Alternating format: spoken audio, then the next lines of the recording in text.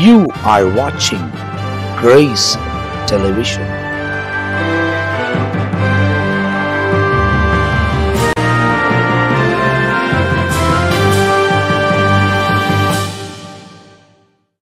தேவனுடைய சமூகத்தில் நாம் இந்த வருஷத்திலும் ஒன்று கூடி வந்திருக்கிறோம். அடுத்த வருஷம் எப்படி போகும் என்பது நமக்கு தெரியாது.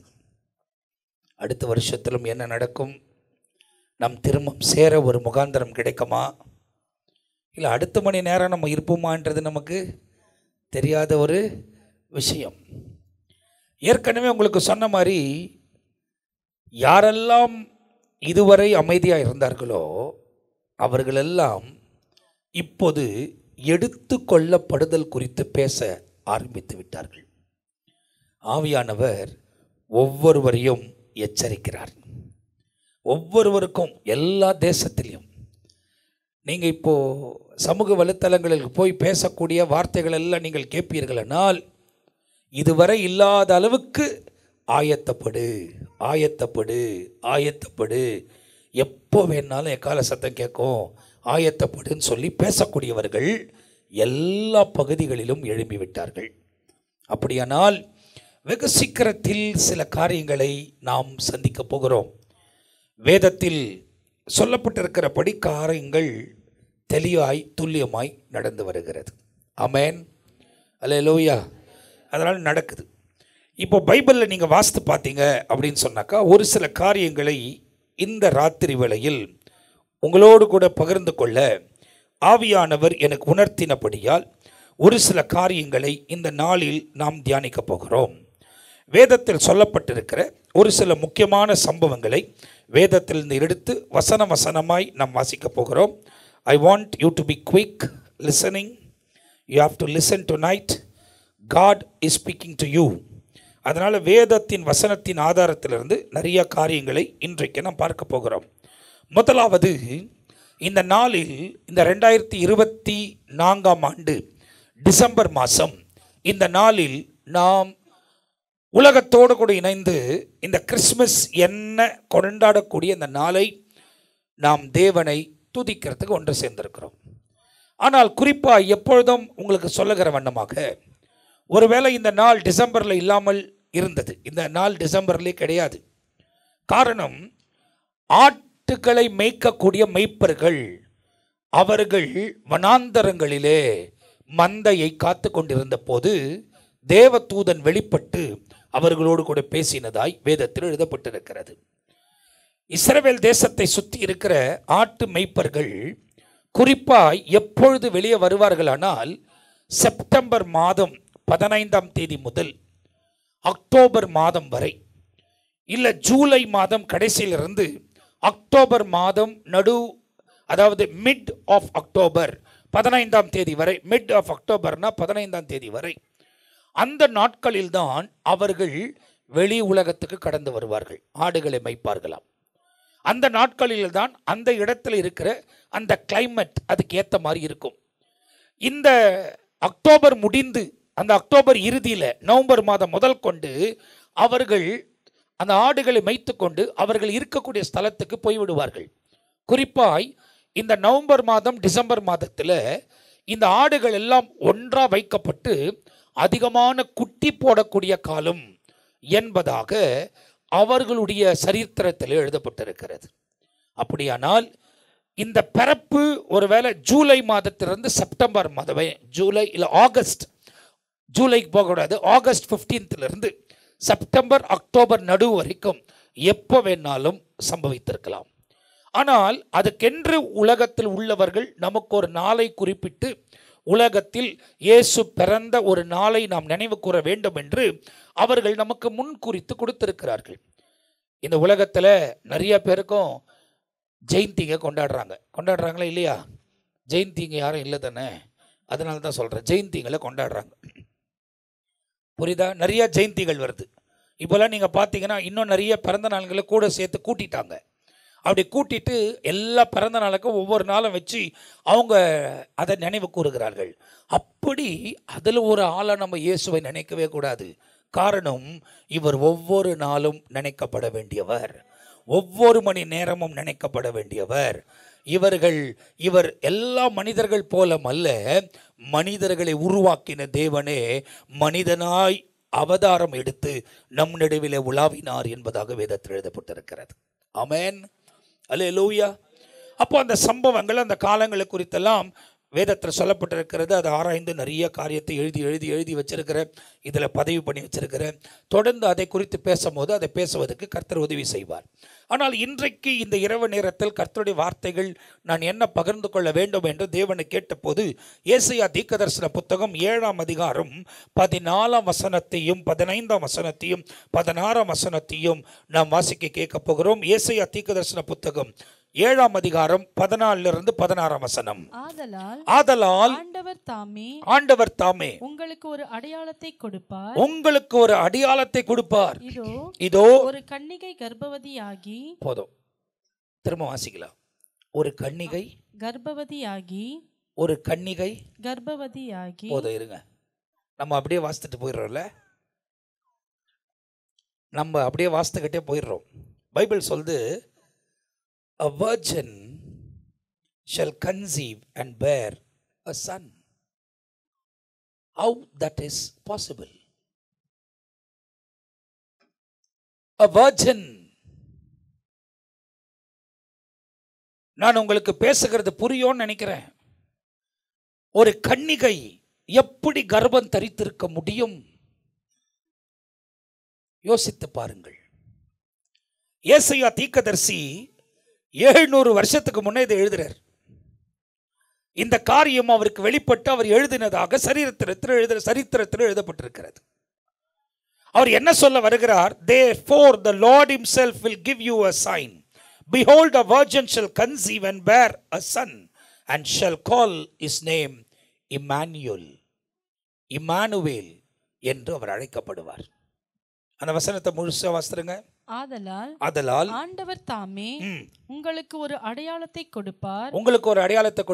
இதோ ஒரு கன்னிகை கர்ப்பவதியாகி ஒரு குமாரனை பெறுவாள், அவருக்கு இம்மானுவேல் என்று பெயரிடுவாள். அப்போ இந்த இடத்துல இம்மானுவேல் என்று பெயரிடுவார். எத்தனை வருஷத்துக்கு முன்ன? 700 வருஷத்துக்கு முன்ன இந்த தீர்க்க தரிசனம் உரைக்கப்பட்டதாய் சொல்லப்படுகிறது.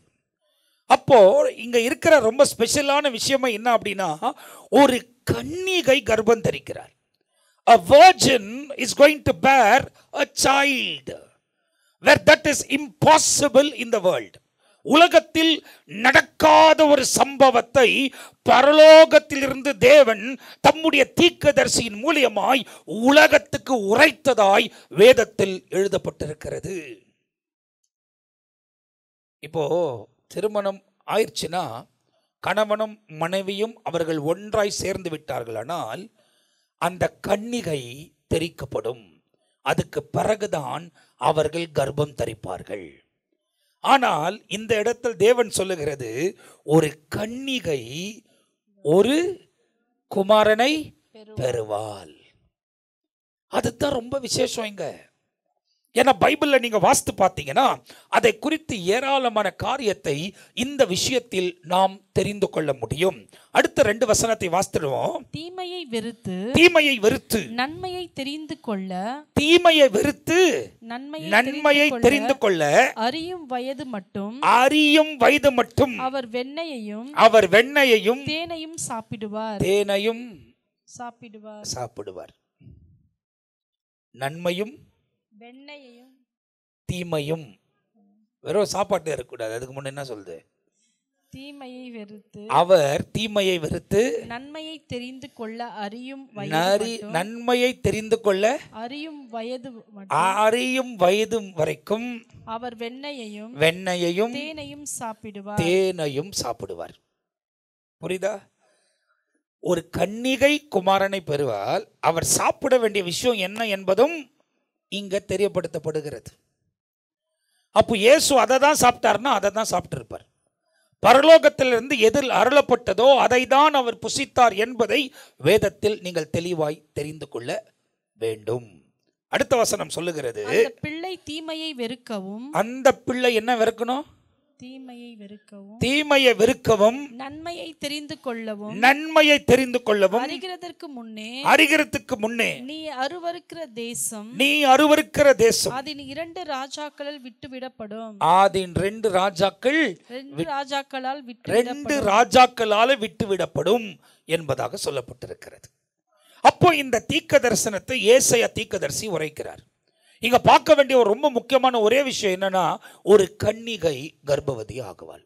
இதை உலகத்துல சயின்டிபிக்கா ஆகாத ஒரு விஷயம், உலகத்துல ஒரு மனுஷன் யோசிக்காத ஒரு விஷயம். இதைத்தான் வேதத்தில் நீங்கள் பார்க்கும் போது அவர் யார் என்பதை 9ஆம் அதிகாரத்தில் 6ஆம் வசனத்தை 7ஆம் வசனத்தில் ஏசாயா திரும்பமாய் சொல்லுகிறார். வேதத்தில் எழுதப்பட்டிருக்கிறது, நமக்கு ஒரு பாலகன் பிறந்தார், நமக்கு ஒரு குமாரன் கொடுக்கப்பட்டார், கர்த்தத்துவம் அவர் தோளின் மேல் இருக்கும், அவர் நாமம் அதிசயமானது, ஆலோசனை கர்த்தா, வல்லமையுள்ள தேவன், நித்திய பிதா, சமாதான பிரபு என்னப்படும். தாவீதின் சிங்காசனத்தையும் அவருடைய ராஜ்யத்தையும் அவர் திடப்படுத்தி அதை இது முதற்கொண்டு என்றென்றைக்கும் நியாயத்தினாலும் நீதியினாலும் நிலைப்படுத்தும் படிக்கு. அவர் எதுக்காக வராரு? நியாயத்தையும் நீதியினாலும் நிலைப்படுத்தும் படிக்கு. அவர் எதுக்கு வந்தாரு? நியாயத்தையும் நீதியையும் நிலைப்படுத்தும் படிக்கு. அவருடைய கர்த்தத்துவத்தின் பெருக்கத்துக்கும் அதன் சமாதானத்துக்கும் முடிவில்லை. சேனைகளின் கர்த்தருடைய வைராக்கியம் இதை செய்யும். ஆமென், அல்லேலூயா. அவர் ராஜ்யத்தை ஸ்தாபிக்க வந்தவர் தன் ஜீவனை தந்து விட்டு போயிருக்கிறார். அவர் திரும்பவும் வரப்போகிறார், தன் ராஜ்யத்தை ஸ்தாபிப்பார். ஆமென். ஒரு பெரும் கூட்டம் அவரோடு கூட நின்று ஆளுகை செய்யும். தேவன் ஆளுகை செய்வார். ஆமென், அல்லேலூயா. வேதத்தில் ரொம்ப வாசித்து பார்த்தீங்கன்னா ரொம்ப அழகாக அந்த வாசிக்க தான் அதனுடைய அருமை நமக்கு தெரிகிறது. அதாவது வேதத்தை வாசிக்கும் போது தித்திக்கும் தேனுக்கு ஒப்பாக சொல்லப்பட்டிருக்கிறது. இப்போ அந்த இடத்துல ஒருத்தர் எடுத்து இந்த புத்தகத்தை சாப்பிடுன்னுவார். யார்கிட்ட சொல்லுவார்? அவர் எடுத்த என்ன பண்ணுவார்?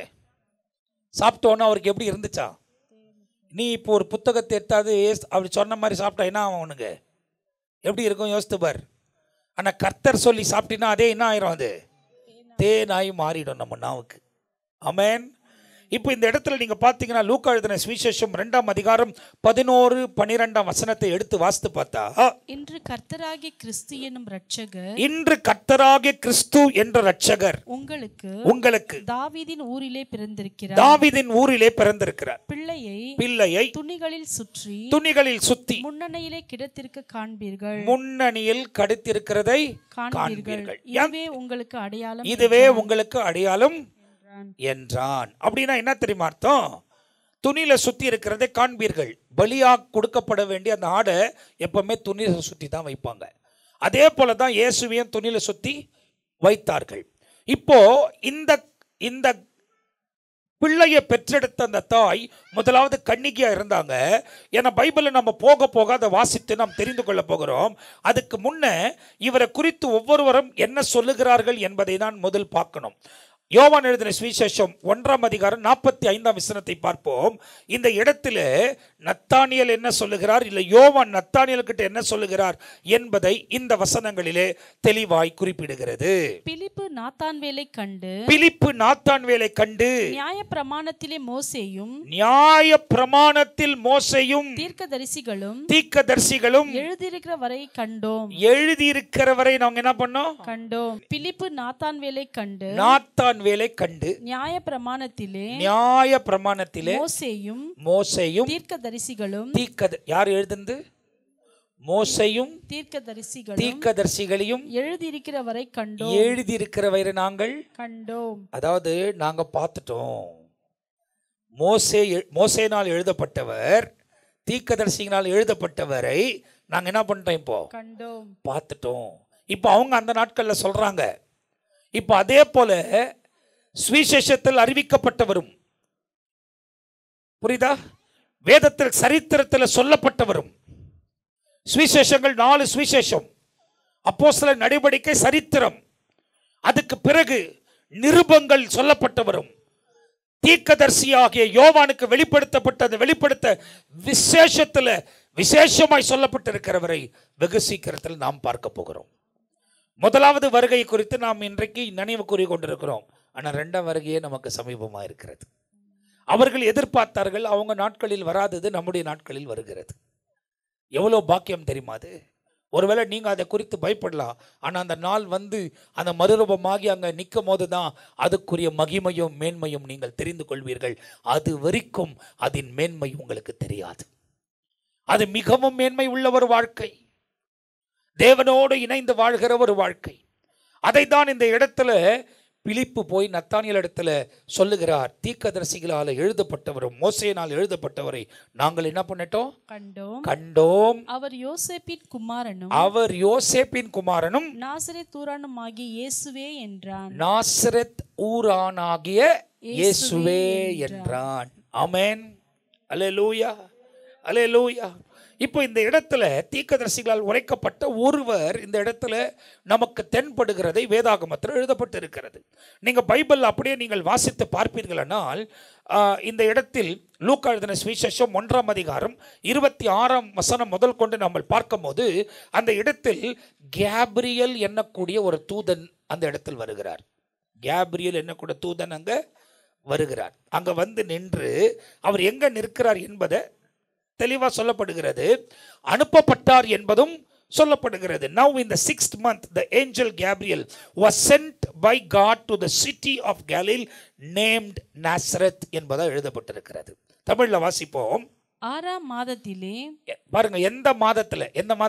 6ஆம் மாதத்திலே. நான் கேட்கிறேன், 6ஆம் மாதத்துல எந்த மாதம்? 6ஆம் மாதம். 6ஆம் மாதம்னா எது? ஜூன் மாதம். அப்போ ஜூன் மாதம் அப்படின்னா 9ஆம் மாதம் எது வரும்? அப்படி யோசித்து பாருங்க. புரியுதுங்களா? இப்போ 6ஆம் மாதத்திலேன்றது நமக்கு ஒரு தெளிவு கொடுக்கப்பட்டிருக்கு. 6ஆம் மாதத்திலே உங்களுக்கு ஒரு செய்தி வருது. புரியுதா? 6ஆம் மாதம் என்பது நமக்கு ஜூன் மாதம். ஜூன் மாதத்தில் வந்து தேவதூதன் இதை வந்து அந்த இடத்துல செய்தியாய் அறிவிக்கிறார். அறிவித்த உடனே அவள் பரிசுத்த ஆவியினால் நிழலிடப்பட்டு கர்ப்பவதி ஆகிவிட்டாள். வேதம் அப்படித்தான் சொல்லுகிறது. அப்போ ஒரு தாய் ஒரு பிள்ளையை கருவில சுமக்க 9 மாதம் ஆகுமானால் அந்த 9 மாதம், இந்த 6 மாதம் டிசம்பர், அடுத்த 3 மாதம் மார்ச் வைக்கும். அப்போ அந்த 9 மாதம் ஏப்ரல்லே வர்றது தெரியுங்க, பார்க்க முடியும். 9 மாதம் கணக்கு போட்டா ஏப்ரல்லே வருது. அப்போ நீங்க 6ஆம் மாதத்திலே வாசிங்க. கேப்ரியல் என்னும் தூதன் கலிலேயாவில் உள்ள நாசரேத் என்னும் ஊரில், கலிலேயா என்ற நாசரத் என்ற ஊரில் தாவீதின் வம்சத்தான் ஆகிய, எந்த வம்சம்? தாவீதின் வம்சத்தான் ஆகிய யோசேப்பு என்ற நாமமுள்ள புருஷனுக்கு நியமிக்கப்பட்டிருந்த ஒரு கன்னிகை இடத்துக்கு தேவனாலே அனுப்பப்பட்டு அந்த கன்னிகையின் பேர் மரியாள். அவள் இருந்த வீட்டில் தேவதூதன் பிரவேசித்து கிருபை பெற்றவளே வாழ்க. இப்போ இந்த இடத்துல பாருங்க, படிப்படியா போவோம். இந்த இடத்துல நீங்க வாசித்து பார்த்தீங்கன்னா, now in the 6th month the angel Gabriel was sent by God to a city of Galilee named Nazareth to a virgin betrothed to a man whose name was Joseph and the house of David, and the virgin name was Mary. புரியுதா? மரியாள் கன்னிகை. இப்போ யோசேப்புக்கு அவங்களோடு கூட engagement நடக்குது. என்கேஜ்மெண்ட்னா பெட்ரோத்தல் அப்படின்னு சொல்றாங்க தெரியுமா? அந்த தேசத்தின் சட்டத்தின்படி இந்த காரியம் திருமணத்துக்கு சமானமாகும்.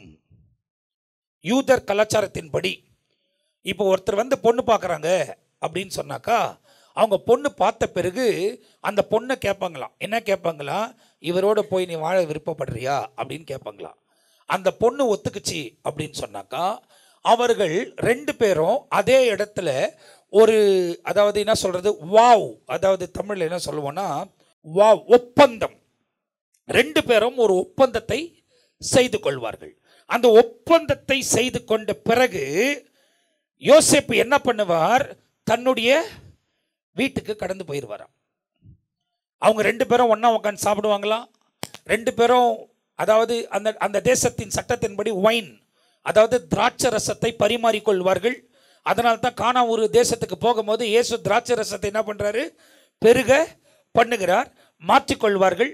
மாற்றிக்கொண்டு யோசேப்பு வீட்டுக்கு போனோம். ஏன்னா மரியாள் யோசேப்போட கூட வாழறன்னு சொல்லிட்டாங்க. வாழறன்னு சொல்லிட்டதுனால இப்போ யோசேப்பு என்ன பண்ணணுமா, அந்த தேசத்தின் கலாச்சாரத்தின்படி இவங்க வாழறதுக்கான ஒரு இடத்தை ஆயத்தப்படுத்த வேண்டுமா. இவர்கள் 2 பேரும் வாழ்வதற்காக ஒரு இடத்தை ஆயத்தப்படுத்த வேண்டும். அந்த இடத்தை ஆயத்த பண்ண பிறகு அதுக்கு அவருக்கு 1 வருஷ காலம் கொடுக்கப்படும். ஆயத்தம் பண்ணி இவங்க வாழ்வதற்கான எல்லா காரியத்தையும் இவங்க செட் பண்ணி அவர் அவளை கொண்டு போக வேண்டும். இதுதான் யூத கலாச்சாரத்தின் நேமத்தின்படி. ஆகையால் தான் யோவான் எழுதின புத்தகத்தில் 14ஆம் அதிகாரத்தில் இயேசு சொல்லுவார், நான் போய் என் பிதாவின் வீட்டிலே அநேக வாசஸ்தலங்கள் இருக்கிறது, அதில் ஒன்றை உங்களுக்காக நான் ஆயத்தம் பண்ணிவிட்டு நான் திரும்பவும் நீங்கள் என்னோடு கூட இருக்கும்படி அழைத்து கொண்டு போகிறேன். அப்போ இன்னைக்கு நம்ம யாரா இருக்கிறோம், மணவாட்டியா இருக்கிறோம். யாரா இருக்கிறோம்? மணவாட்டினா என்ன? அது சத்தமாக தான் சொல்லுங்க. அப்போ மணவாட்டினா என்ன? கல்யாணம் பொண்ணு. இப்போ நம்மலாம் யாரு? மாப்பிள்ளை யாரு?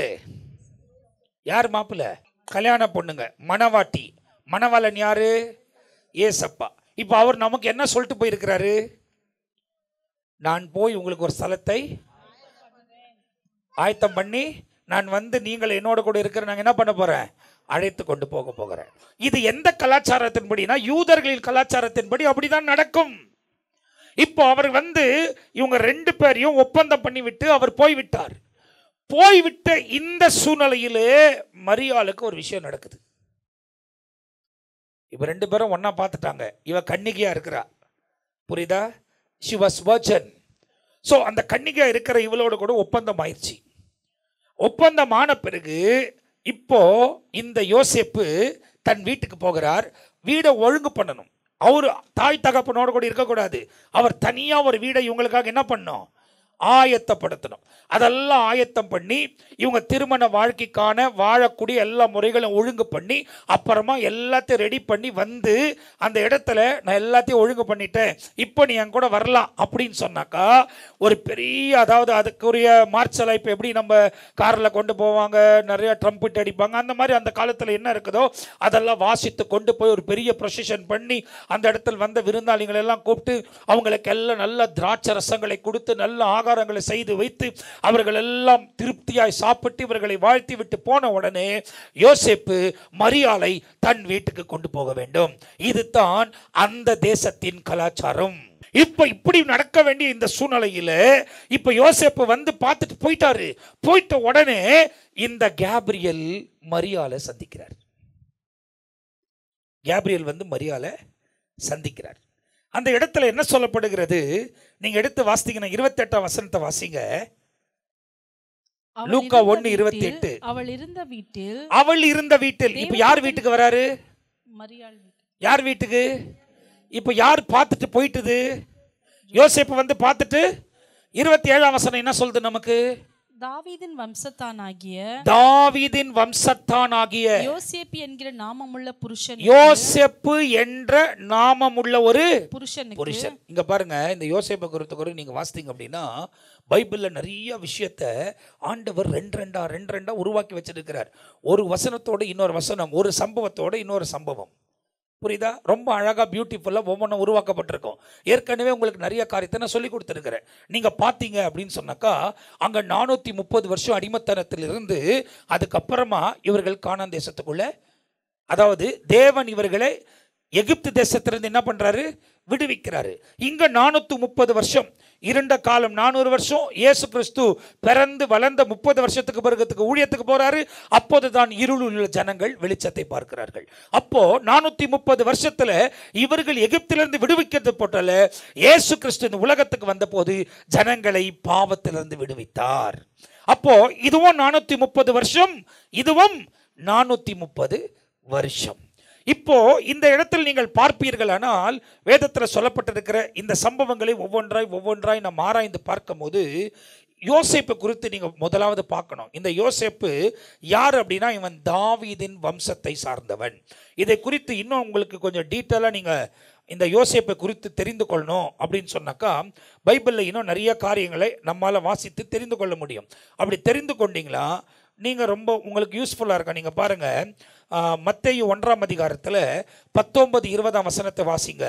வேதம் இப்படி சொல்லுகிறது, அவள் புருஷனாகிய யோசேப்பு நீதிமானாய் இருந்து அவளை அவமானப்படுத்த மனதில்லாமல். என்ன படுத்த மனம் இல்லை, அவமானப்படுத்த. இப்போ இந்த யோசேப்பு இருக்கிறார் தெரியுமா, இவருக்கு அங்கே என்ன வரும் அப்படின்னாக்கா, நீங்கள் வாசித்தீங்கன்னாக்கா 20ஆம் வசனத்தில், அவன் இப்படி சிந்தித்துக் கொண்டிருக்க கர்த்தருடைய தூதன் சொப்பனத்தில் அவனுக்கு காணப்பட்டு. எதுல வந்தாரு? சொப்பனத்தில். எதுல வந்தாரு? சொப்பனத்தில் வந்தார். இப்போ இதே போல பழைய ஏற்பாட்டின் காலத்தில் ஆதியாகமும் 37ஆம் அதிகாரம் 7லிருந்து 11ஆம் வசனத்து வரை நீங்க வாசித்து பார்த்தீங்கன்னா, அங்க ஒரு சொப்பனக்காரன் இருக்கிறார். அவர் பேர் என்ன? யோசேப்பு. அப்போ பழைய ஏற்பாட்டில் ஒரு யோசேப்பு இருக்கிறார். அவருக்கும் என்ன வருது? அந்த சொப்பனத்தினால தான் அவர் பல விதத்தில் பாதிக்கப்பட்டாலும் அவர் போய் இஸ்ரவேலுக்கு துணையாய் நிற்க முடியாய், தேவன் ஆபிரகாமுக்கு சொன்ன காரியம் நிறைவேற முடியாய் முன்கூட்டியே போய் வழியை ஆயத்தப்படுத்தி அவர் அங்கு இருந்ததினால தான் யாக்கோபு என்னக்கூடிய இஸ்ரவேல் அந்த எகிப்து தேசத்துக்கு போகிற சூழ்நிலை ஏற்பட்டது. இல்லைனா அவர் எகிப்து தேசத்துக்கு போயிருக்கவே மாட்டார். அப்போ இந்த யோசேப்பும் சொப்பனத்தை பார்க்கிறவர், இந்த யோசேப்பும் சொப்பனத்தை பார்க்கிறவர். அவரும் சொப்பனத்தை புரிந்து கொண்டவர், இவரும் சொப்பனத்தை புரிந்து கொண்டவர். அதே போல நீங்க மரியாளை குறித்து நீங்கள் பார்ப்பீர்களானால், இந்த மரியாள் என்ற பெயர் ஈப்ரு பதார்த்தத்திலையும் அரமிக் பதார்த்தத்திலையும் நீங்கள் பார்க்கும்போது பழைய ஏற்பாட்டில் இருக்கிற மீரியாமுக்கு ஒப்பிட்டு சொல்லப்பட்டிருக்கிறது. பழைய ஏற்பாட்டில் இருக்கிற மீரியாம் யாரு? மோசேவுடைய அக்கா. இவங்க என்ன பண்றாங்க அப்படின்னா, இந்த மோசே பிறந்த போது அவங்க தான் அவனை காப்பாத்துறாங்க. ஏன்னா பைபிளில் நீங்க வாசித்து பார்த்தீங்கன்னா ரொம்ப அழகா ஒவ்வொன்றுக்கும் இன்டர் கனெக்டடா ஒவ்வொரு காரியத்தை நாம் தெளிவாய் தெரிந்து கொள்ளக்கூடிய அளவுக்கு வேதத்தில் நமக்கு ரொம்ப துல்லியமாய் அநேக காரியங்கள் நமக்கு சொல்லப்பட்டிருக்கிறது. நீங்க வாசித்து பார்த்தீங்கன்னா அந்த பகுதி எடுத்து வாசிப்போம். யாத்திராகமம் 2ஆம் அதிகாரம் 4ஆம் வசனத்தை வாசிப்போம். அதற்கு என்ன சம்பவிக்கும் என்பதை அறியும்படி அதன் தமக்கை தூரத்திலே நின்று கொண்டிருந்தாள். அது தமக்கு தூரத்தில் நின்று கொண்டிருந்தாள். 7ஆம் வசனம். அப்பொழுது அதன் தமக்கை பார்வோனின் குமாரத்தை நோக்கி, உமக்கு இந்த பிள்ளையை வளர்க்கும்படி எபிரெய ஸ்திரீகளில் பால் கொடுக்கிற ஒருத்தியை நான் போய் உம்மிடத்தில் அழைத்து கொண்டு வரட்டுமா என்றாள். அதற்கு பார்வோனுடைய குமாரத்தை அழைத்து கொண்டு வா என்றாள். யார் தெரியுமா மோசேயை காப்பாத்துறது? மீரியாம் தான் காப்பாத்துறாங்க. குழந்தை பிறந்த உடனே அந்த தேசத்தில் போடப்பட்டிருக்கிற சட்டத்தின்படி என்ன பண்ணணும்? கொல்லணும். அப்போ கொன்று போடாதபடி மோசே ரொம்ப அழகாக இருந்ததுனால அவங்க 3 மாதம் வரைக்கும், அந்த பகுதி நீங்கள் வாசித்து பார்த்தீங்கன்னா உங்களுக்கு தெரியும், 3 மாதம் வரைக்கும் பாதுகாக்கிறாங்க. எவ்வளோ மாதம் வரைக்கும்? 3 மாதத்துக்கு மேலே அவங்களால என்ன பண்ண முடியல? பாதுகாக்க முடியல. அதனால் என்ன பண்ணுறாங்க, அதுக்கென்று ஒரு கூடையை செய்து அதில் வைத்து அதை கொண்டு போய் அந்த நைல் நதியில் விடக்கூடியது யாரு? மீரியாம் தான் விடுறாங்க. அவங்க அம்மா இல்லை, மீரியாம் விடுறாங்க. விட்டுட்டு அதை யார் கொண்டு போகிறாங்க அப்படின்னு பார்த்துக்கிட்டே இருக்கிறாங்க. ராணியுடைய வேலைக்காரருக்கு அது தென்படுகிறது. அவள் பிள்ளை என்று சொல்லும் போது மீரியாம் தான் ஓடி போய் இந்த பிள்ளையை கவனிப்பதுக்கு நான் எபிரேயரில் உள்ள ஒரு பெண்ணை கொண்டு வரட்டுமா அப்படின்னு கேட்டு தன்னுடைய மோசேவுடைய அம்மா தன்னுடைய தாயை கொண்டு வந்து என்ன பண்ணுறாங்க, அதே தாய்கிட்ட அந்த பிள்ளை ஒப்பு கொடுக்கப்பட வழியாக இருந்தது யாரு? மீரியாம். இந்த மீரியாம் உடைய பெயர் அராமிக்கில் நீங்கள் வாசிக்கும் போது மேரி என்பதாய் சொல்லப்படுகிறது. இந்த மீரியாம் பழைய ஏற்பாட்டில் மோசேயை கூடையில வைத்து காப்பாற்றினார்கள். இந்த மரியாள் புதிய ஏற்பாட்டில் இயேசுவை கர்ப்பத்தில் வைத்து காப்பாற்றினாள். அப்போ இவங்களுக்கு 2 பேருக்கும் இந்த இடத்தில் ஒரே பொருத்தத்தை வேதம் நமக்கு ரொம்ப துல்லியமாகவும் தெளிவாகவும் சொல்லி கொடுக்கிறது. ரொம்ப அமேசிங். அதெல்லாம் பார்க்கும்போது ஆண்டவர் எவ்வளோ காரியத்தை ரொம்ப ஆக்ரவேட்டா ரொம்ப அழகா அவர் செய்கிறார். அங்க மோசையும் எகிப்து தேசத்தில் உள்ளவர்களை ரட்சிப்பதற்கு பிறக்கிறார். இங்க இயேசு கிறிஸ்து உலகத்தையே ரட்சிப்பதற்கு பிறக்கிறார். அப்போ இந்த சம்பவங்கள் எல்லாம் வேதத்தில் ரொம்ப துல்லியமாக நமக்கு அழகாக சொல்லப்பட்டிருக்கிறது. அப்போ இப்படிப்பட்ட ஒரு சூழ்நிலையில் தான் நீங்கள் பைபிளில் நீங்கள் தொடர்ந்து வாசித்து பார்த்தீங்க அப்படின்னு சொன்னாக்கா, இந்த மீரியாமும் பாடலை எழுதக்கூடியவர்கள், இந்த மீரியாமும் பாடலை பாடி ஜனங்களை கர்த்தருக்கு நேரம் நடத்தக்கூடியவர்கள்.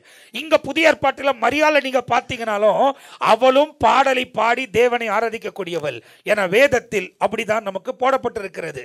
நீங்க வாசித்து பார்த்தீங்க அப்படின்னா மரியாள் ஒரு பாட்டை பாடுகிறார்கள். லூக்கா எழுதின சுவிசேஷம் 1ஆம் அதிகாரம் 46ஆம் வசனத்திலிருந்து 56ஆம் வசனம் வரை அந்த பாடல் எழுதப்பட்டிருக்கிறது. 56ஆம் வசனம் வரை மரியாள் பாடின பாடல் என்று சொல்லப்பட்டிருக்கு. அங்க நீங்க பழைய ஏற்பாட்டுக்கு போனீங்கன்னா மீரியாமும் ஜனங்களுக்கு பாடல்களை சொல்லிக் கொடுத்து தேவனை துதித்தார்கள் என்று எழுதப்பட்டிருக்கிறது. அப்போ அந்த மீரியாமுக்கு உள்ளே இருந்த அதே போல ஒரு கேரக்டர் தான் இந்த மரியாளுக்குள்ளவும் இந்த நாட்களில் இருந்தது. அவர்களும் கடைசி வரை திருமணம் செய்து கொள்ளவில்லை. ஆனால் இந்த மரியாளுக்கு இயேசு பிறக்கிற வரை அவள் கன்னிகையாக இருந்தால், அதுக்கு பிறகுதான் யோசேப்போடு கூட இணைந்து அவள் வாழ்ந்தாள் என்பதாக வேதத்தில் எழுதப்பட்டிருக்கிறது. எவ்வளவு அழகா ஒவ்வொரு காரியத்தை ஆண்டவர் நமக்கு விவரித்து சொல்லுகிறார். அப்போ அங்க யோசேப்பு சொப்பனக்காரன், இங்க இந்த யோசேப்பு சொப்பனத்தை பார்க்கிறார். அந்த யோசேப்பு சொப்பனத்தை பார்த்து அதின்படி செய்கிறார், இந்த யோசேப்பு சொப்பனத்தை பார்த்து அதின்படி செய்கிறார். அப்போ தேவனுக்கு செவி கொடுக்கக்கூடியவர்களாக இருந்தார்கள் என்பதை வேதம் நமக்கு துல்லியமாய் காண்பிக்கிறது. ஆமென், அல்லேலூயா. இப்போ யோசேப்பு வந்து மரியாளை பார்த்துட்டு போயிட்டார். மரியாளை பார்த்துட்டு போயிட்டார். இவர் யோசேப்பு போய் வீடு ரெடி பண்ணுறதுக்கு போயிட்டாரு. போயிட்டு இருக்கிற அந்த டைமில் கேப்ரியல் மரியாளை சந்திக்கிறார். சந்திச்சு என்ன சொல்றாரு அந்த வசனத்துல, அவள் இருந்த வீட்டில் தேவதூதன் பிரவேசித்து, அவள் இருந்த வீட்டில் தேவதூதன் பிரவேசித்து, கிருபை பெற்றவளே வாழ்க. என்னது ஃபர்ஸ்ட் சொல்றாரு? கிருபை பெற்றவளே. பரலோகத்திலிருந்து நம்மை நோக்கி ஒரு செய்தி வருதுன்னா, கிருபை பெற்றவளே நீ வாழ்க, வாழ்க, கர்த்தர் உன்னுடனே இருக்கிறார். ஃபர்ஸ்ட் அடுத்தது என்னது? நீ வாழ்க, கர்த்தர் உன்னோடு கூட இருக்கிறார். ஸ்திரீகளுக்குள்ளே நீ ஆசீர்வதிக்கப்பட்டவள் என்றான். அவளோ அவனை கண்டு அவன் வார்த்தையினால் கலங்கி இந்த வாழ்த்துதல் எப்படிப்பட்டதோ என்று சிந்தித்துக் கொண்டிருந்தாள். தேவதூதன் அவளை நோக்கி, இப்போ இவளுக்கெல்லாம் இருக்கிற மைண்ட் என்ன தெரியுமா? என் புருஷன் யோசேப்பு வருவார், எனக்காக வீட்டை என்ன பண்ணுவார், ஆயத்தம் பண்ணிட்டு என்னை வருவார், என்னை கூட்டிக்கிட்டு போவார். நான் அதுக்காக என்ன பண்ணோம் மனவாட்டி என்ன பண்ணோம், ஆயத்தமாக இருக்கணும். எப்போ வேணாலும் வரலாம். அவர் ஆயத்தம் பண்ணோன்னு என்ன பண்ணுவார், அவருடைய டேலண்ட் அது. எவ்வளோ சீக்கிரம் அதுக்கான காரியங்கள் எல்லாம் ஆயத்தம் பண்ணுறாரோ அவர் வந்து என்ன பண்ணலாமா, கூட்டிட்டு போகலாம். இது தாங்களுடைய முறை. ஈசாக்குக்கு எப்படி கல்யாணம் நடக்குது? யார் போறது? அதுக்கு எலியாசர் அனுப்புறாரு. எலியாசர் போய் ஆண்டவர்கிட்ட ஒரு அடையாளத்தை கேட்கிறாரு. அந்த அடையாளத்தின் பிரகாரம் நான் போய் தண்ணி கேட்பேன், எனக்கும் தண்ணி கொடுக்கணும், ஒட்டகத்துக்கெல்லாம் தண்ணி கொடுக்க முடியாது தெரியுமா? அப்போ நீங்கள் பார்த்தீங்க அப்படின்னு சொன்னாக்கா, ஒட்டகம் தண்ணி வந்து நிறையா குடிக்கும். ஒட்டகத்துக்கு ஒரு தன்மை இருக்குது, தண்ணியை குச்சி சேர்த்து வச்சுக்கோமா. தண்ணியை குச்சி குரங்க பார்த்துக்கிறியா, வாழைப்பழம் கொத்தனா டக்கு நீங்கள் சொருகிடும் பாரு. நீங்கள் என்ன பண்ணுறீங்க, டக்குன்னு எங்கன்னா சொருகி அமைதியாக வச்சு கட்டில் கீழே அங்கெல்லாம் வச்சுட்டு ஒன்றும் இல்லை. இப்போது நைட்டில் மெதுவாக எடுத்து ஒன்றும் கர பிரித்து சவுண்டு வந்துச்சுன்னா யாருன்னா அப்படியே. சில பேர் நைட்டில் கட்சி மென்று துன்றதெல்லாம் சத்தம் வரதான். என்ன சமையல் சொல்கிறது? அதான் தெரித்து சொல்கிறேன், சத்தம் கேட்கத்தானே, அதுதான் சொல்கிறேன். லைட் ஆஃப் பண்ணோன்னே கட்டங் சவுண்டு வரல, கட்டில் கீழே வச்சு துன்றது. இப்போ இந்த மாதிரி அந்த இடத்துல நீங்க பார்த்தீங்க அப்படின்னா ஒட்டகம் வந்து நிறைய தண்ணி குடிக்கும். இவர் கேட்குற அடையாளம் பெரிய அடையாளம் ஆண்டவர்கிட்ட. அவருக்கு வேணா தண்ணி கொடுத்துரும், ஒட்டகங்களுக்கெல்லாம் கொடுக்க முடியாது. ஆனால் இவர் அங்கே போறாரு. அங்கே போயிட்டு அங்கே தண்ணி கிணறுல எடுத்துட்டு இருப்பாங்க. அங்கே போய் தாகமாக இருக்கிறேன், எனக்கு தண்ணி வேணும்னு கேட்பாரு. அது வந்து தண்ணி கொடுக்கும். கொடுத்துட்டு என்ன சொல்லணும்னா, உம்முடைய ஒட்டகங்களுக்கு எல்லாவற்றுக்கும் நான் கொடுக்குறேன் அப்படின்னு சொல்லி தண்ணியை ஊத்தம்பாரு. இதுதான் அப்படின்னு அவர் கண்டுபிடிச்சிட்டாரு. உங்கள் வீட்டுக்கு என்னை கொண்டு போன்னு சொல்லி அறிமுகமாகி கொண்டு போனவுடனே அங்கே போய் இவர்கள் பேசினவுடனே ஆபிரகாமை குறித்து சொல்கிறார். என்னுடைய எஜமானன், அவங்க கேள்விப்பட்டிருப்பாங்க ஆபிரகாமை குறித்து. அவர் வந்து அவங்க மகனுக்கு ஒரு பொண்ணு பார்க்க அனுப்புனார். இந்த அடையாளத்தோடு இந்த அடையாளத்தோடு இவங்க தான் வந்தாங்க, என்னோடு கூட இவங்களை அனுப்பணுன்னு அவளை கேட்குறாங்க, ரெபேக்காவை நீ போறியா அப்படின்னு சொல்லிட்டு. உடனே போகிறேன்றாங்க. போனேன்னு சொன்ன உடனே மாப்பிள்ளை அங்கே இருக்கிறார். மாப்பிள்ளைய என்ன ஒன்றும் பார்க்கவே இல்லை, ஆனால் அனுப்பி வைத்து விடுகிறார்கள். அப்போ இந்த இடத்துல இவர் யோசேப்பு போனவர் எப்போ வேணாலும் வரலாம். வரக்கூடிய அவர் எப்போ போன அந்த டைம்ல தான் கேப்ரியல் மரியாதை வந்து சந்திக்கிறார். சந்திச்சதெல்லாம் சொல்றார். கிருபை பெற்றவளே நீ வாழ்க, ஸ்திரீகளுக்குள்ள நீ கிருபை பெற்றிருக்கிறாய், இதெல்லாம் சொல்றாரு. எல்லாத்தையும் சொல்லிட்டு அவங்க சொல்றாங்க, இந்த வாழ்த்துகள் எப்படிப்பட்டதோ, இந்த வாழ்த்துகள் எப்படிப்பட்டதோ. அடுத்தது சொல்றாங்க, வாசிங்க. தேவதூதன் அவளை நோக்கி மரியாளே பயப்படாதே, தேவனிடத்தில் கிருபை பெற்றாய், இதோ நீ கர்ப்பவதியாகி. இப்ப சொல்றாரு, நீ என்ன கர்ப்பவதி ஆகி நான் கர்ப்பவதி ஆகணுமா? யோசேப்பு போயிட்டு இருக்கிறார், நான் எப்படி கர்ப்பவதி ஆவேன்? வாசிங்க. ஒரு குமாரனை பெறுவாய், அவருக்கு இயேசு என்று பெயரிடுவாயாக. இப்போ இந்த செய்தி வருது. இந்த காலத்துல மறைச்சு எதனால் பண்ணிடுறாங்க, அந்த காலத்துல மறிக்கவே முடியாது. நியாய தீர்ப்பு என்ன தெரியுமா? நியாய தீர்ப்பு என்ன? ஆலயத்தின் வாசலில் நிற்க வைத்து என்ன பண்ணோம்? கல்லெறிந்து கொல்லணும். மோசேயின் நியாயப்பிரமாணம் அதுதான் சொல்லுகிறது. இப்போ உயிரை பணியா வைக்கணும். மரியாள், நீ கர்ப்பவதி ஆவாய். வாசிங்க. அவர் பெரியவராய் இருப்பார். அவர் எப்படி இருப்பார்? பெரியவராய். இப்போ இயேசு கிறிஸ்துவுடைய டிஸ்கிரிப்ஷனை சொல்றாங்க. அவர் பெரியவராய் இருப்பார், உன்னதமானவருடைய குமாரன் எண்ணப்படுவார், கர்த்தராகிய தேவன் அவருடைய பிதாவாகிய தாவீதின் சிங்காசனத்தை அவருக்கு கொடுப்பார். அவர் யாக்கோபின் குடும்பத்தாரை என்றென்றைக்கும் அரசாளுவார். அவருடைய ராஜ்யத்துக்கு முடிவிராது என்றான். இப்போ அவருடைய ராஜ்யத்துக்கு முடிவிராது என்றான். இப்போ இஸ்ரவேல் ஜனங்க எதுக்காக காத்துன்னுறாங்க? அந்த நாட்கள் எதுக்காக காத்துன்னு இருந்தாங்க? விடுதலைக்காக காத்திருந்தாங்க. என்னத்துக்காக காத்திருந்தாங்க? இவங்களை யார் அடிமைப்படுத்தி வச்சிருக்கிறதுனா, ரோமர் அரசாங்கம், ரோமன்ஸ் இவங்களை வந்து அடிமைப்படுத்தி வைத்திருந்தார்கள். ஏற்கனவே சாம் சொல்லும் போது சொன்னா, ரோமர்கள் அதிகமான வரி விதிப்பார்கள். நீ 50 ரூபாய் சம்பாரிச்சினா 25 ரூபாய் ரோமன்ஸ் கொடுக்கணும், 25 ரூபாய் தான் உனக்கு. அதனால ஜனங்கள் ரொம்ப வேதனைப்பட்டிருந்தாங்க. பேதுரு முதல் கொண்டு யோவான் முதல் கொண்டு எல்லாம் மீன் பிடிக்கிறவங்க மீன் பிடிச்சுன்னு வராங்க தெரியுமா? அந்த மீன் பிடித்து கொண்டு வரக்கூடிய அந்த பணத்தில் பாதி அப்படியே அவர்களுக்கு கொடுக்க வேண்டிய சூழ்நிலை ஏற்படும். அப்போ ரொம்ப வேதனைப்படுவாங்க. அதனால நிறைய தர்க்கங்கள் ஆகும். இவங்க விடுதலை எதிர்பார்த்துருக்கிறாங்க. எப்படி விடுதலை எதிர்பார்க்குறாங்கன்னா, நமக்கு ஒரு ராஜா வரணும். யார் வரணும்? ராஜா வரணும். அவர் வந்து இந்த ராஜ்யத்தை மடங்கடித்து நமக்கு விடுதலை கொடுக்கணும். இதுதான் அவங்க எதிர்பார்ப்பு. ஆனால் இயேசு வந்து ராஜரிகம் பண்ண வந்தாலும் அப்போ பண்ண வரல. இப்போ வரப்போகும்போது அவர் ராஜாவாய் வந்து ராஜரிகம் பண்ணுகிறார். ஆமென். இந்த தீர்க்க தரிசனம் 2000 வருஷத்துக்கு கிட்ட உரைக்கப்படுகிறது. இயேசு பிறப்பதுக்கு முன்னே தேவதூதன் வந்து மரியாள் கிட்ட சொல்றான். என்ன சொல்றனா, அவர் என்றென்றைக்கும் ஆளுகை செய்வார், என்றென்றைக்கும் ஆளுகை செய்வார். அப்போ ஆளுகை செய்கிறதை குறித்து வேதாகமத்தில் துல்லியமாய் எழுதப்பட்டிருக்கிறது. வாசிங்க.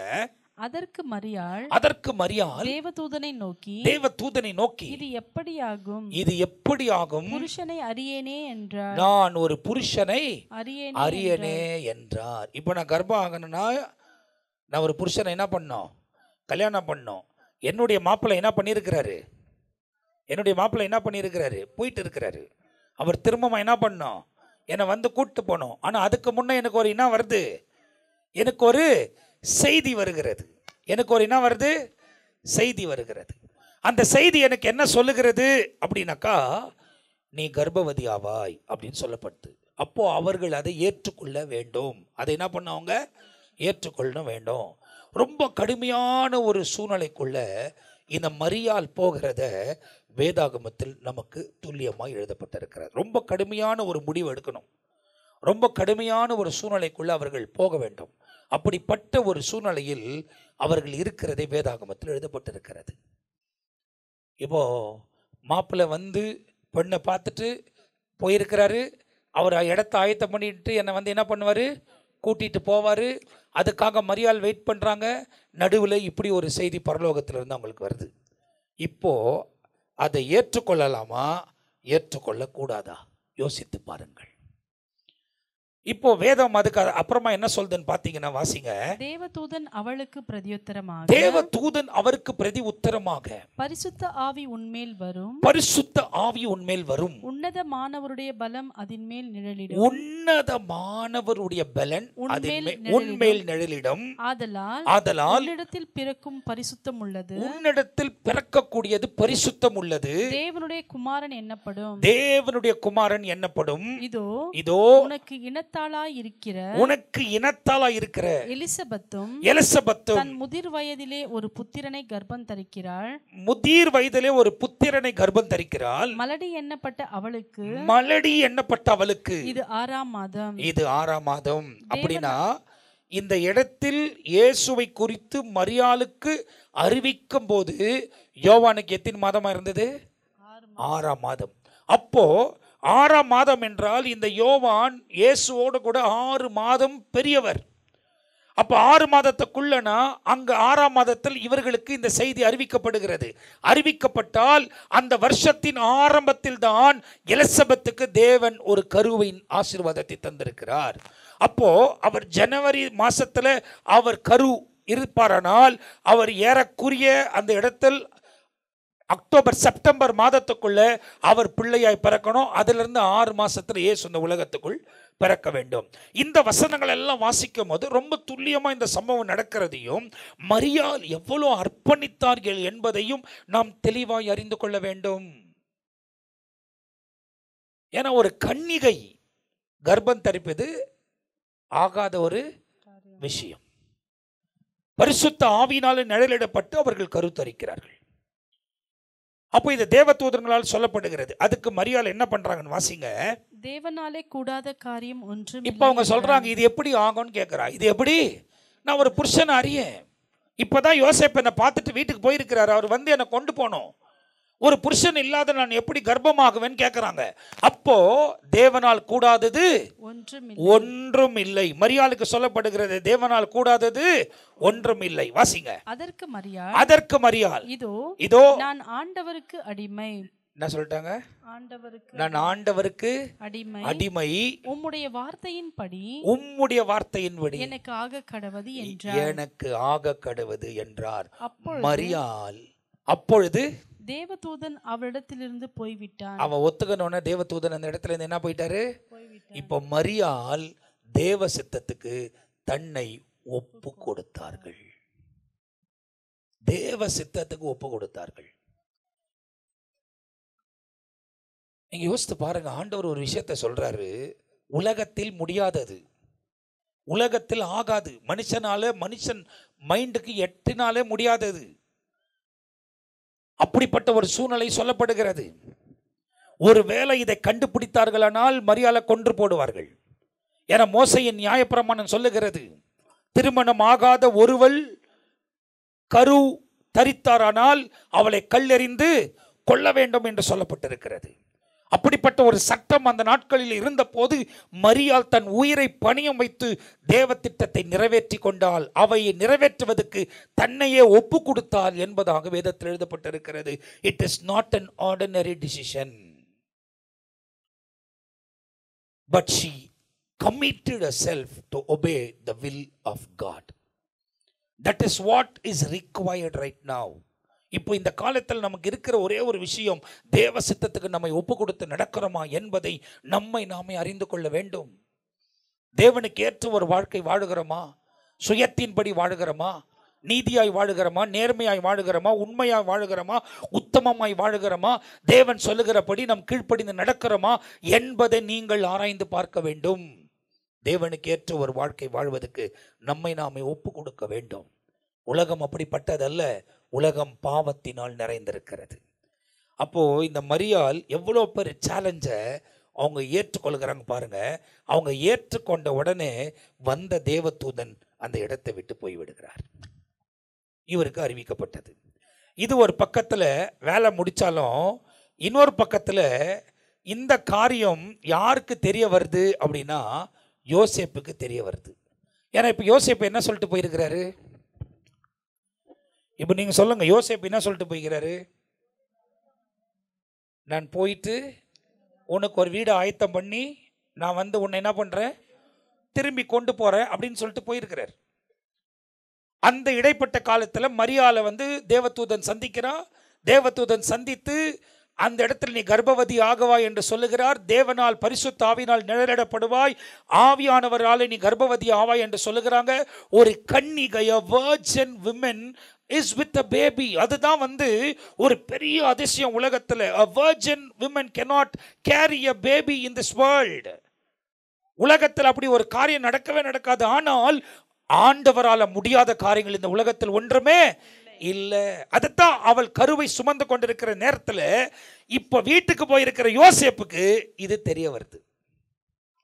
வீட்டுக்கு போயிருக்கிற யோசேப்புக்கு தெரிய வருது. ஒருவேளை அவர் வீடு ஆயத்தம் பண்ணி நடுவில் எங்கன்னா மரியாதை பார்த்தாரான்றது நமக்கு தெரியாது. ஆனால் பைபிளில் நீங்கள் வாசித்து பார்த்தீங்கன்னா இந்த இடத்துல இது தெரிய வந்த பிறகு அவர் என்ன பண்ணுறாரு அப்படின்னா, நீங்கள் அதை எடுத்து வாசிக்கலாம்.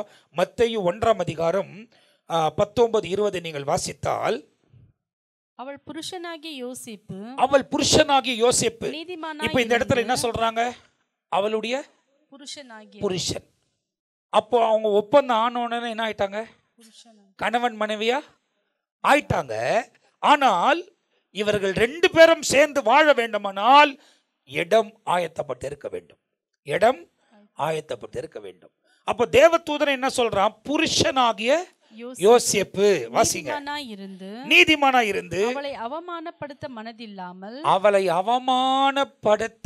மனமில்லாமல். நீதிமான்கள் எப்பவுமே மற்றவர்களை அவமானப்படுத்த மாட்டார்கள். நல்லா தெரிந்து வைத்துக் கொள்ளுங்க. If you are righteous, you will be an example and you will not put anybody into shame. ஏன்னா பைபிள் சொல்றது, தன் Joseph her husband being a just man and not wanting to make her a public example was minded to put her away secretly என்பதாக சொல்லப்பட்டிருக்கு. அப்போ அவளை ரகசியமாய் தள்ளிவிட வேண்டும். காரணம் அவளுக்கு என்ன இருக்கு? இப்ப கர்ப்பமா இருக்கிறா, குழந்தையா இருக்கிறா. இப்போ நான் போய் பார்த்துட்டு தான் வந்த அவளை, இதுக்கு நான் காரணமே இல்லை. இப்போ அவ அப்படி இருக்கிற நேரத்தில் நான் போய் பப்ளிக்காக அதை அனௌன்ஸ் பண்ணனா அவள் என்ன பண்ணுறாங்க? கொண்டுருவாங்க. இன்னைக்கு நம்ம சுபாவம் எப்படி தெரியுமா? அடுத்தவங்களை மாட்டி கொடுத்துடணும். அப்படி இல்லைன்னா நமக்கு தூக்கம் வராது. மற்றவங்க எதனா பண்ண அவங்களை என்ன பண்ணணும்?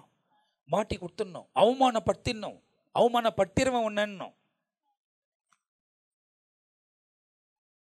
ஏன்னா பைபிளில் நான் நிறைய வசனங்கள் எடுத்து அதெல்லாம் ஃபுல்லாக இந்த நைட் நம்ம தியானிக்க முடியாது. நீதிமொழிகள் நிறைய சொல்லப்பட்டிருக்கு. நீதிமான் எப்பவுமே மற்றவங்களுடைய பாவத்தை மறிப்பானா, அவங்கள வாழ வைப்பான். அவங்க தவறு செஞ்சா கூட அதை உலகத்துக்கு காட்டாம அவங்ககிட்ட தட்டி கொடுத்து அந்த தவறை திருத்தி நீதியான பாதையில் நடத்துறதுக்கு முயற்சி எடுப்பானா. அதுதான் நீதிமானுடைய சுவாபம். அதை மற்றவங்களுக்கு பரப்பாதபடி பார்த்துக் கொள்வான். அதை மற்றவங்களுக்கு பரப்பாதபடி வைத்துக் கொள்ளுவான். ஆனால் இன்னைக்கு நமக்கு ஒரு விஷயம் தெரிஞ்சிச்சுன்னா, ரகசியமே சரி, நம்ம மற்றவங்களுக்கு சொல்லிட்டு யாருக்கும் சொல்லாத, இது சீக்ரெட்டு. அது போய் 10 பேருக்கு சொல்லிட்டு யாருக்கும் சொல்லாத, நீ சீக்ரெட்டுனும். எல்லாருக்கும் சீக்ரெட் போயிட்டுக்கும். எப்படி சீக்ரெட் போயிடுச்சுன்னா அதுதான் சீக்ரெட்டு. அதோடைய சீக்ரெட்டே என்னன்னா அதுதான். கேட்டால் யார் சொந்தனா? ஒரே ஒரு ஆக்ஷன் தான் எல்லாரும் வருது. யார் வச்சுதுன்னா அவ்வளோதான். எதனா பண்ணி விட்டாக்கா யாருன்னு கேட்டா நான் என்ற ஒத்துக்கிற சுவாபமே என்ன பண்ணுறதில்ல. ஏன்னா அவங்களுக்கு தெரியாது. அதனால தான் அது மட்டும் தெரிஞ்சு வச்சுருக்கிறாங்க. இப்போ அப்படிப்பட்ட ஒரு சூழ்நிலை. இப்போ இவர் என்ன பண்ணுறாரு, ரகசியமாக தள்ளிடலாம், வேண்டாம். ஏன்னா அவளையும் கொள்வது வேண்டாம். நம்ம இதுலேருந்து என்ன பண்ணலாம், ரகசியமாக தள்ளலான்னு ஒரு மனதில் யோசித்த உடனேயே வாசிங்க. ரகசியமாய் அவளை தள்ளிவிட யோசனையாய் இருந்தான். அவன் இப்படி சிந்தித்துக் கொண்டிருக்கையில் கர்த்தருடைய தூதன் சொப்பனத்தில் அவனுக்கு காணப்பட்டு. எதுல வந்தாரு? கர்த்தருடைய தூதன் சொப்பனத்தில் அவருக்கு காணப்பட்டு, தாவீதின் குமாரனாகிய யோசேப்பே. இப்ப இங்க ஒன்னு சொல்றாரு, தாவீதின் குமாரனாகிய யோசேப்பு. இவர் யாருடைய குமாரன்? தாவீது யாரு? இல்ல தாவீது யாரு? இல்ல தாவீது யாருங்க? ராஜான்னு சொல்லுங்க, என் தைரியமா சொல்லுங்க. தாவீது யாரு? ஏன்னா நீங்க எந்த தாவீதை கேட்கறீங்கன்னு தெரியலன்ற மாதிரி இருக்கு. நம்ம டேவிட் இங்க இருக்கிறாரு, அந்த டேவிட் இல்லை. நான் கேட்கறது பைபிளில் இருக்கிற டேவிட்டை கேட்குறேன். நீங்கள் நம்ம டேவிட் யாருன்றது யோசித்துன்னு உட்காந்துக்கிறீங்களா என்னன்னு தெரியல. என்ன மணிக்கா சொல்றது? தாவீது ராஜா. இப்போ இவர் தாவீதின் குமாரனா இவர் யாரா இருக்கணும்? யாரா இருக்கணும்? தேவதூதன் வந்து சொல்லுகிறான், தாவீதின் குமாரனாகிய யோசேப்பு. அப்ப யோசேப்பு யாரா இருக்கணும்? ராஜாவா தான் இருக்கணும். ராஜாவின் குமாரன் யாராவா இருக்கணும்? ராஜாவா இருக்கணும். ஆனா யோசேப்பு என்னவா இருந்தாரு? கார்பெண்டரா இருந்தார். காரணம் என்னன்னா, இவர்கள் அவ்வளோ சிறுமைப்படுத்தப்பட்டிருந்தார்கள்.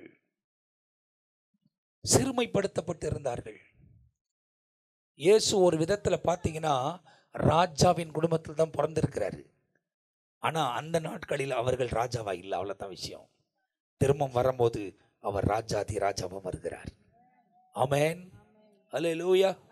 அப்ப நீங்க பைபிள்ல வாசித்து பாத்தீங்கன்னா, தாவீதின் குமாரனாகிய யோசேப்பே, உன் மனைவியாகிய மரியாளை சேர்த்துக்கொள்ள ஐயப்படாதே. உன் மனைவியாகிய மரியாளை சேர்த்துக்கொள்ள ஐயப்படாதே. அவளிடத்தில் உற்பத்தியாய் இருப்பது பரிசுத்த ஆவியினால் உண்டானது. பரலோகம் வந்து ரொம்ப கிளீனா கம்யூனிகேட் பண்ணும் ரெண்டு இடத்துக்கும்.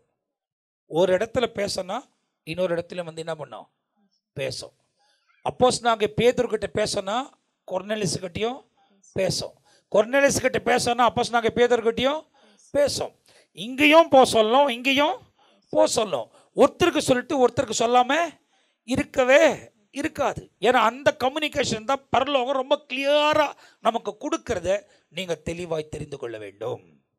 அப்போ வேதத்தில் நீங்கள் பார்த்தீங்க அப்படின்னு சொன்னாக்கா, இந்த இடத்துல பரலோகம் கம்யூனிகேட் வந்து, அவளை தள்ளாதே, அவளை சேர்த்து கொள்ள ஐயப்படாதே, அவளிடத்தில் உண்டாயிருக்கிறது பரிசுத்த ஆவியினாலே உண்டாயிருக்கிறது. வாசிங்க. அவள் ஒரு குமாரனை பெறுவாள், அவருக்கு இயேசு என்று பெயரிடுவாயாக. இப்ப பரலோகம் பேரோடு செல்து அவருக்கு இயேசு என்று பெயரிடுவாயாக. ஏனெனில் அவர் தமது ஜனங்களின் பாவங்களை நீக்கி அவர்களை ரட்சிப்பார் என்றார். தீர்க்கதரிசியின் மூலமாய் கர்த்தராலே உரைக்கப்பட்டது நிறைவேறும்படி இதெல்லாம் நடந்தது. வாசிங்க. அவன் இதோ கன்னிகை கர்ப்பவதியாகி ஒரு குமாரனை பெறுவாள், அவருக்கு இம்மானுவேல் என்று பெயரிடுவார்கள் என்று சொன்னான். இம்மானுவேல் என்பதற்கு தேவன் நம்மோடு இருக்கிறார் என்று அர்த்தமாம். யோசேப்பு நித்திரை தெளிந்து எழுந்து கர்த்தருடைய தூதன் தனக்கு கட்டளையிட்டபடியே தன் மனைவியை சேர்த்துக்கொண்டு அவள் தன் முதல் பேரான குமாரனை பெறுகிற வரை அவளை அறியாதிருந்து அவளை அறியாதிருந்து அவருக்கு இயேசு என்று பெயரிட்டான். அவருக்கு இயேசு என்று பெயரிட்டான். ஆமென். மரியாளும் ஒத்துக்கினாங்க. யோசேப்பும் தேவ சமூகத்துல சித்தத்தை ஒப்பு கொடுக்க அதை செய்து முடிக்க ஒத்துக்கிட்டாரு. ரெண்டு பேரும் ஒத்துக்கின பிறகு இவங்க ரெண்டு பேரும் உடனே இவர் என்ன பண்றாருன்னா மரியாள் கிட்ட போயிடுறாரு. ஏன்னா இவர் மரியாள் கிட்ட போல அப்படின்னாக்கா மரியாள் தவறான வாழ்க்கை வாழ்ந்தவர்கள் என்று அவர்களை முத்திரை குட்டி விடுவார்கள். அந்த பேர் அவளுக்கு வருவதற்கு முன்பதாய் இவர் போய் அவளோடு கூட சேர்ந்து கொள்கிறார். சேர்ந்து கொண்டது மாத்திரம் இல்லாமல் இயேசு உலகத்தில் பிறக்கிற வரை அவர்கள் ரெண்டு பேரும் கணவன் மனைவியாய் சேர்ந்ததில்லை என்பதாக வேதத்தில் எழுதப்பட்டிருக்கிறது. இதுதான் பைபிள்ல ரொம்ப முக்கியமான விஷயம். இயேசு பிறக்கிற வரை அந்த அவங்க ரெண்டு பேருக்கும் அந்த கமிட்மெண்ட் இருந்துச்சு பார். அதை குறித்து நம்மால் அப்ரிஷியேட் பண்ணாம இருக்கவே முடியாது. காரணம் அவர்கள் கிருபை பெற்றிருந்தார்கள். ஆமென், அல்லேலூயா. அப்போ இந்த காரியங்கள் எல்லாம் வேதத்தில் நடக்கிறதை வேதாகமத்தில் தெளிவாக சொல்லப்பட்டிருக்கிறது. அந்தபடியே அவர் பிறந்த பிறகு அவருக்கு இயேசு என்ற பெயர் வைக்கப்பட்டது. இயேசு என்ற பெயர் வைக்கப்பட்டது.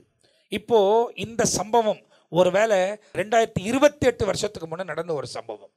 2018 இயர்ஸ். ஏன்னா இயேசு கிமு 4 பிறந்தார். அவர் 4 பிறந்திருந்தா இது 2024. இந்த 24 + 4 28 2028 இயர்ஸ்க்கு முன்ன இந்த செய்தி அந்த இடத்தில் வந்தது. இயேசு அந்த இடத்தில் பிறந்தார். அப்போ இந்த 2000 வருஷமா இந்த இயேசுவின் பெயரை எப்படியாகிலும் மடங்கடிக்கணும்னு சொல்லி பலர் எழும்பிட்டாங்க. ரோமர் அரசாங்கம் எழுப்பினது, ஒன்றும் செய்ய முடியவில்லை. அதுக்கு பிறகு நீங்க பார்த்தீங்கன்னா மகா அலெக்சாண்டர் எழுப்பினார், ஒன்றும் செய்ய முடியவில்லை. அதுக்கு பிறகு நீங்கள் பார்த்தீர்களானால் ஹிட்லர் எழுப்பினார், ஒன்றும் பண்ணவில்லை.